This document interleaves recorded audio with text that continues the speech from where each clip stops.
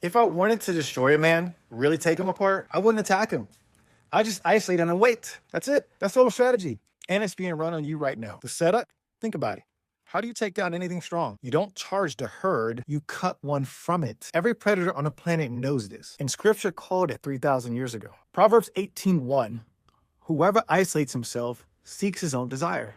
He breaks out against all sound judgment. The isolated man doesn't just get lonely, he gets stupid. His worst ideas go unchallenged, his compromises go unwitnessed, his standard erodes one private inch at a time, and nobody's there to name it. The modern male condition. Now look at the average man's life. He's got coworkers, a wife, maybe church on Sunday, a group chat that talks about football, and zero who actually know him. Here's the test I give. If your life came apart at 2 a.m., the marriage, the money, the faith, who do you call? Not who would you call, who do you actually call?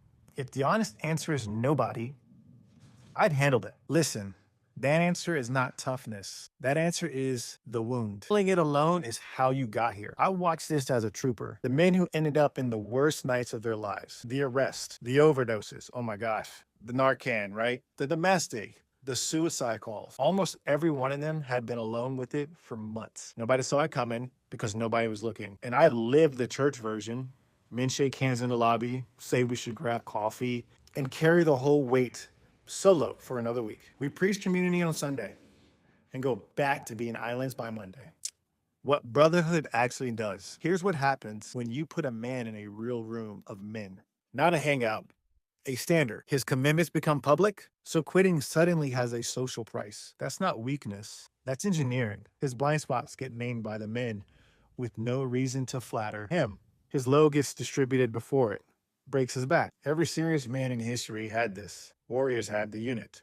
Craftsmen had the guild. David has his mighty men. It's only our generation that decided men should do this solo. And look how that's going. Men are lonelier, softer, more medicated, and more replaceable than they've ever been. You weren't built to do this alone. That's not a comfort statement.